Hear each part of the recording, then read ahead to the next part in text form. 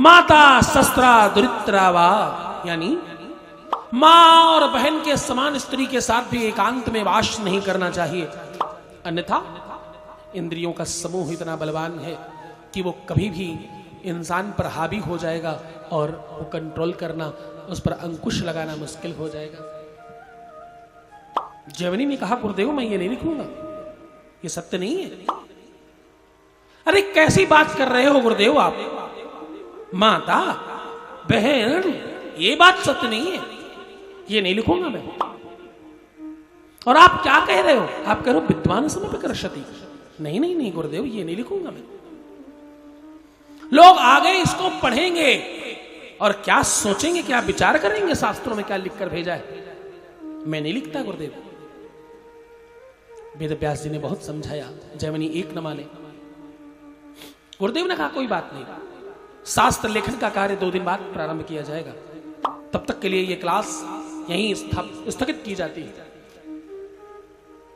समय व्यतीत हुआ, रात्रि हुई और घनघोर अंधेरी रात हो गई, चारों तरफ से बादल काले हो गए, बिजली कड़कने लगी और खूब जोरदार बारिश होने लगी। अंधेरी रात है, बिजली कड़क रही है और चारों तरफ अंधेरा है और घनघोर बारिश हो रही है।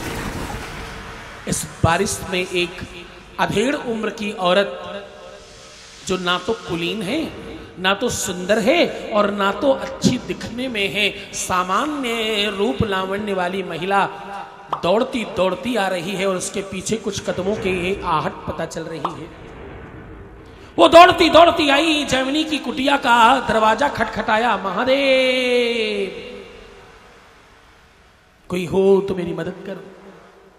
जैमिनी ने कुटिया खोला, जैमिनी ने देखा बाहर बिजली कड़क रही है, चारों तरफ घनघोर अंधेरा है और खूब बारिश हो रही है।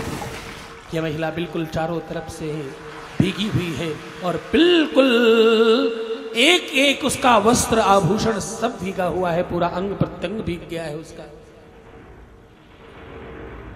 वो रो रही है, गुरुदेव कृपा करो मुझ पर, मुझे जंगल में कुछ अनजान लोग दौड़ा रहे हैं, मुझे रात्रि भर सर छुपाने के लिए जगह अगर मिल जाती तो बड़ी कृपा होती, और थर थर कांप रही है पानी में भीगी हुई होने के कारण। गुरुदेव कुटिया के किसी कोने में मैं चुपचाप बैठ जाऊंगी, रात्रि व्यतीत होने के पश्चात मैं चली जाऊंगी। रंग सांवला है, शरीर मोटा है और काफी उम्र हो चुकी है, 40-45 साल की आसपास की महिला है, बड़ी कुलीन नजर नहीं आती, सामान्य वस्त्र आभूषण पहन रखे, थर थर कांप रही है खड़े खड़े। जैमिनी ने कहा कोई बात नहीं, मेरी कुटिया के कोने में बैठ जाओ। जैमिनी ने उसे कोने में बिठाया और अपनी कुटिया का दरवाजा बंद कर लिया। दिए की रोशनी में वो थोड़ी थोड़ी दिखाई पड़ रही है दूर से। जैमिनी ने उसे अपने पास सन्निकट बैठने के लिए कहा, धीरे धीरे धीरे धीरे और पास आओ, और पास आओ, और पास आओ, कहते कहते वो महिला को जैमिनी ने अपने बिल्कुल सन्निकट बिठा लिया। और अब जैमिनी का खुद पर अंकुश न रहा और उठे उस महिला को आलिंगन करने के लिए दोनों बाहें पसारी, और जैसे ही दोनों बाहें पसारी और उस महिला को जबरदस्ती अपने कंठ में, अपने बाहों में भरने के लिए अग्रसर हुए, वैसे काहे की अंधेरी रात, काहे की बरसात और काहे की वो बिजली कौंधना और काहे का जंगल और काहे का समय। वो जो महिला थी उसकी लंबी लंबी बड़ी बड़ी दाढ़ी दिखाई पड़ने लगी, बड़े बड़े बाल दिखाई पड़ने लगे और बड़ी बड़ी भुजाएं दिखाई पड़ने लगी। आंख खोलकर देखा तो उनके स्वयं के गुरुदेव सामने खड़े। बोले जैमिनी बताओ अब तुम लिखोगे अथवा नहीं लिखोगे? तुम जरा बताना कि तुम संत नहीं थे क्या, तुम तपस्वी नहीं थे क्या, तुम ज्ञानी नहीं थे क्या जैमिनी?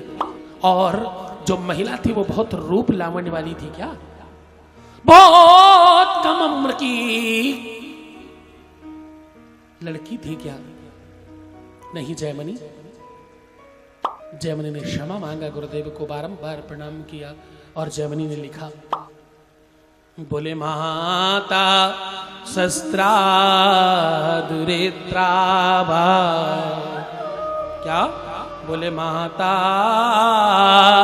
शस्त्रा दुरित्रावा ना बिरिक्तासनो भवे। बलवान इंद्रिय ग्राम, बलवान इंद्रिय ग्राम, विद्वान समपि कर्षते। जवनी ने वो लिखा। गोस्वामी तुलसीदास जी ने भी इसी श्लोक को सूत्रपात करते हुए अपनी भाषा में, अपने सामान्य लैंग्वेज में लिखा। बोले कंकड़ पत्थर जेचु नहीं। कौन?